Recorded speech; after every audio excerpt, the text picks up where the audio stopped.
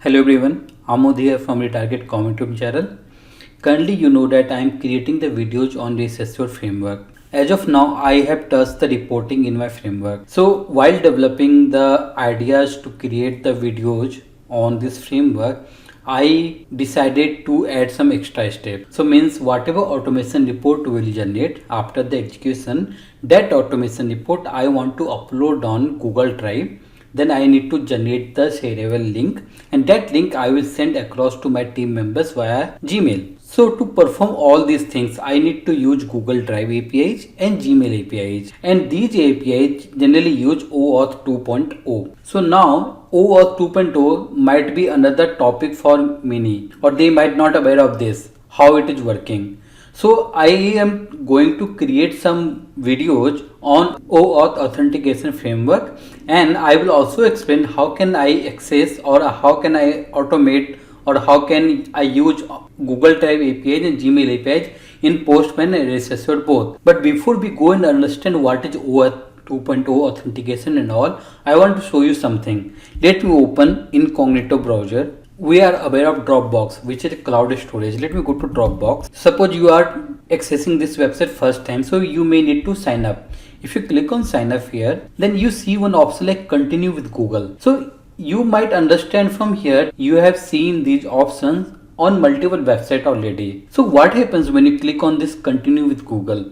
If you click on this link, then it will open something like Google sign in page, and you can see it's like accounts.google.com. It's not any fake link or phishing link, right? You can see directly coming from accounts.google.com, and then it is asking you to enter your email ID and your password. Suppose if I give my email ID, which is retargetcommon@gmail.com. If I click on next, then it will ask you to enter the password. So if I enter my password and click on next, you can see I will able to sign up on my Dropbox. Obviously it requires some two-step verification, so it has sent me some notification on my Google app which I need to approve, and after that my account will be created on Dropbox. So I don't want to do that one, so simply I will close this part. What was happening here actually? Do you think that Google gave your username and password to Dropbox, or how you are able to create an account on Dropbox using Google? So this thing we are going to learn today, how it is actually working. It's not true that Gmail is giving your username and password to Dropbox, or Dropbox is accessing those things from Google. That is not true. Let me give you one more example. If you want to give the photos for print, so we have one website called CVS Photo Print. If I go to this particular website, and I've already created an account on this, if I go to add photos, they give me one option like you can add the photos from your computer, or you can add it from Google Photos. Google Photos is again something which is available online, right? Cloud.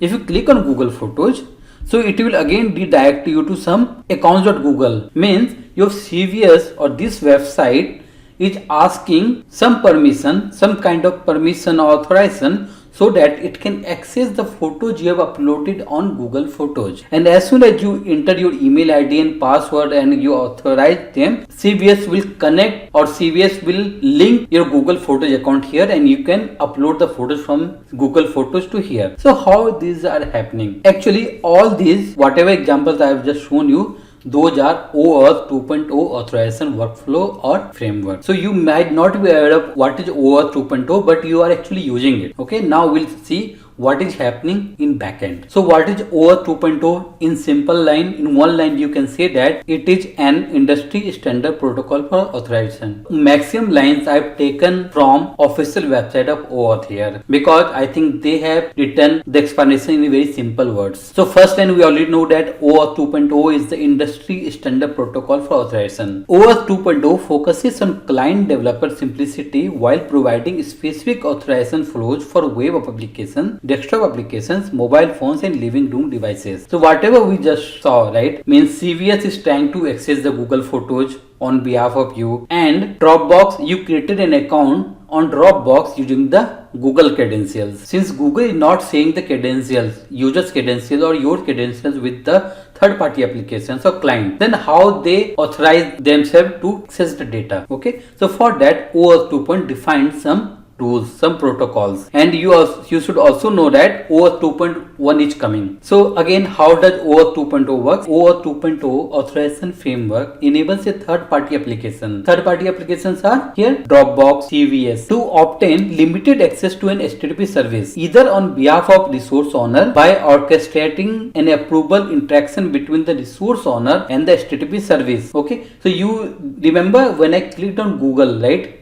Sign in with Google. It gave me one login page where I need to enter my email ID and password. Okay, so means resource owner is giving the approval or by allowing the third party applications to obtain access on its own behalf. In OAuth, the client requests access to resource controlled by the resource owner and hosted by the resource server, and it issued a different set of credentials than those of the resource owner. So you need to understand some points here. The client requests access to resources controlled by the resource owner. Means in CVS website, CVS wants to access Google Photos, right? Google Photos of user, because I have created the account, so obviously it will try to access the Google Photos account of mine. So in OAuth, the client requests access to resources controlled by the resource owner and hosted by the resources server. Okay, means Google Photos, and it issued a different set of credentials than those of the resource owner. Means Google Photos or Google are not sharing your credentials, your actual credential, means your username and password, to your third party applications like CVS or Dropbox. They are giving them different set of credentials, which we'll see later. So one thing is clear, they are not sharing your actual credentials. So what they are getting? So something called access token. Access tokens are issued to third party clients by an authorization server with the approval of the resource owner. Means you need to authorize. If I don't give my credentials, obviously it will not be authorized by me. So they cannot access it until and unless I approve it or I give the authorization. They cannot access my restricted resources like Google Photos. If I give the authorization, then they can generate the access token. Who? Client can generate the access token, and they can use that access token to access my protected resource, that is Google Photos. So I will come to this roles part after one slide, but let's jump to this protocol flow, because this will give you a lot of ideas how OAuth 2.0 works. So you can see left hand side we have client. Client can be anything like your Dropbox, can have CVS. If you have some Amazon there, you can log in, right? If they provide the Google login, sign up via Google or sign up via Facebook and all, right? Can be client. If CVS wants to access your Google Photos or Dropbox wants you to log in using the Gmail or Google, okay? For that, what client needs to do, they need to send one authorization request to resource owner, okay? Means when you click on Google, so actually client sent a request or client redirects the resource owner to authorization server where you need to enter the credentials, right? I have already shown that one. And once you provide your username and password, then authorization server will give something called authorization grant, which you can see here. Okay, so what is authorization server here, which you can see here? So authorization server means, suppose Google, so Google will have their authorization server where you can or where client can request for the access. I will also explain how it works in real time when I will take the APIs of Google, and then I will show you that how it is accessing the authorization grant, what is authorization server. I will show you that. But theory, it's like we have something called authorization server which will be given by resource server, and then authorization server will give the authorization grant, which is the second step here. After getting the authorization grant, client will send that authorization grant to authorization server, and here authorization server will check whether the authorization grant is proper or not. If the authorization grant is valid, then authorization server will return something called access token to the client. This access token can be expired, and that depends upon the contract. It might expire in 5 minutes also, it can expire in 60 minutes as well. Once client gets the access token, using that access token, again it requests to the resource server, means Google Photos. Now at this step, at the step E, client is trying to access the restricted or protected resources, that is Google Photos or details. Here resource server will check whether the access token is valid or not. It should not be expired. If it is valid and not expired, then resource server will give the access to client. So you can see here how many roles we have.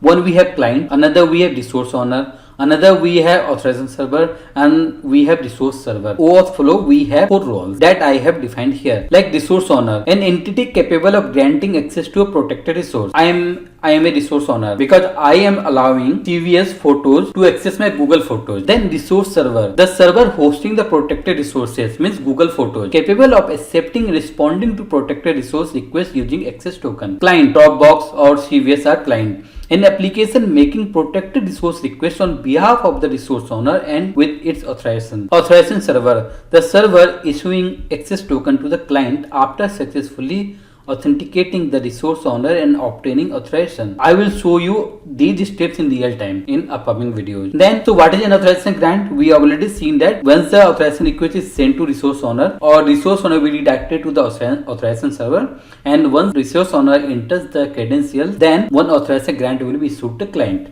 What is that authorization grant?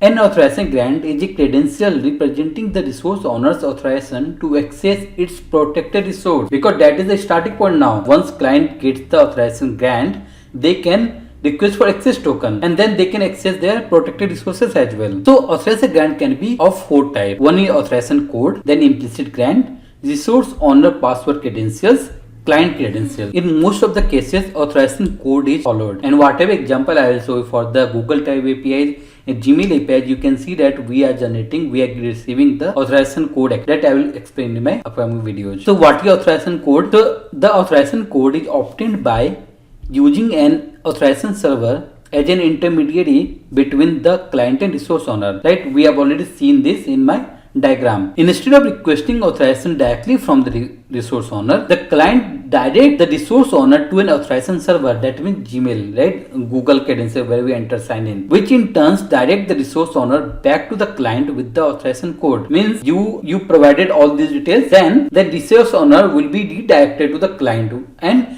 this time redirection will happen with the authorization code. But before directing the resource owner back to the client with the authorization code, the authorization server authenticate the resource owner and obtain authorization. Means we enter our Gmail account, email ID and password, right? Means first resource owner need to authorize, then only it will be redirected with the authorization code. So except the authorization code, we have 3 more authorization grant here. So actually most of the time we see that authorization code is used, but still I want to show, or I want to tell little bit about these 3 things. So implicit grant is generally one type of authorization code itself, or we can say it's a simplified authorization code flow optimized for clients, implemented in a browser using a scripting language such as JavaScript. And this one, resource owner password credentials. So in this case, actually username and password can be used directly, and this should be good when client and resource owner they believe each other. We can say that there is a high degree of trust between them. Then this authorization grant is good. Then client credentials. So again, this authorization grant is generally used if the client is also a resource owner or it has been authorized previously. In that case, they can use the client credentials as authorization grant. But most of the time, you see that authorization code is used as authorization grant. So if you have any doubt, please comment on this video. If you really like my videos, please like, comment, subscribe and share with others. Thank you everyone.